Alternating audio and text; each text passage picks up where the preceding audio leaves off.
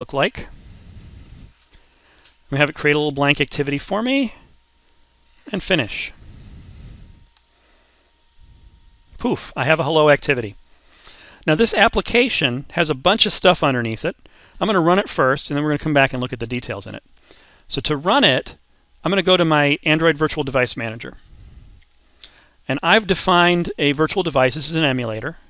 He's using that Intel Atom image, which is going to be the accelerated image. And I'm going to hit Start. And I will launch him.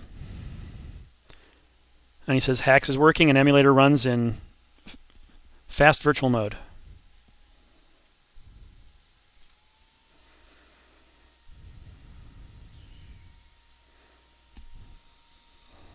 Okay, so there he is. And he takes a moment to start up. It's not too, after you've done it the first time, it actually comes up pretty quickly. But now I have, whoops. Here's my emulator. Oh, come on. It's a little hard to do this with a mouse instead of a finger. It would work great if I had a touch screen. I could just flick across this and everything. But there I have an ice cream sandwich Android image running there. And now what I'm going to do is run on top of him. Let me see where I've got that.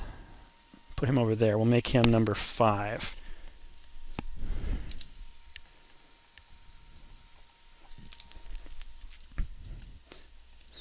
So what we're going to do is right-click on the project and say Run As, Android Application. If you only have one emulator up or one device plugged in, then it'll automatically run on that emulator or on that device. If you have more than one thing plugged in at the same time, it's going to ask you, do you want to run it on the device? Do you want to run it on the emulator? Which emulator do you want to run it on? And there we go. Hello world. We're done. That was exciting. And if you got this far, you're like, woo, I got an application running. And then you're kind of like, now